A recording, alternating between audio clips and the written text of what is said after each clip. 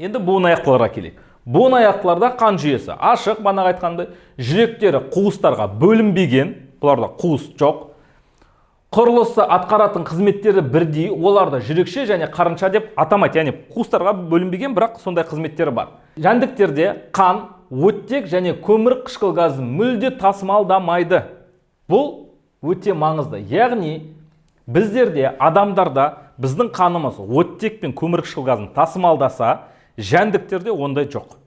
Жәндіктерде қанның қызметі тек қана денеге қоректік заттарды беру. Мысалы, олар тамақтанады, қоректенеді, сөйтіп ол асқазанға барады, ішекке барады, ішектен сіңірілген тамақ қан арқылы бүкіл денеге тарайды. Оларда қанның қызметі сол ғана. Денені шайып өтеді. Ал қалай тыныс алады, қалай оттек алады десеңіздер, мына жәндіктердің бүкіл денесінде тесіктері болады, жемтүтік деп аталады. Сол арқылы ауа кіреді, ауа кірген кезде вентиляция сияқты бүкіл денені ауаға толтырады. Қан ауаны тасымалдамайды, міндетті түрде жаттап алыңыздар. Тек қоректік және зиянды заттар тасымалдайды.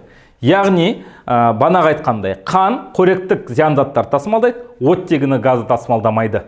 Оттегі газ тек қана мына жемтүтіктер арқылы өтеді. Келесі, ұбт-да міндетті түрде кездесетін сұрақтардың бірі, қараңыздар, шаянның жүрегі, өрмекшінің жүрегі, жәндіктердің жүрегі. Айырмашылықтарын жаттап алыңыздар.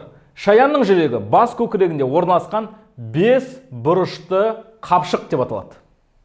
Жаттап алыңыздар, міне. Өрмекшінің жүрегінде құрсағында орналасқан көп қуысты түтікше деп аталады. Жаттап алыңыздар. Көп қуысты түтікше. Жәндіктердің жүрегі тек қана түтікше деп аталады. Трубочка, міне көрдіңіздер ма? Түтікшеге ұқсаған.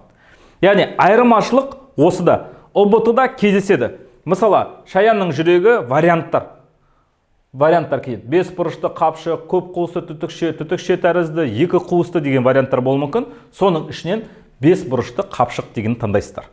ұбт-да өте көп кездесетін сұрақтарының бірі, міндетті түрде жазып жаттап алыңыздар.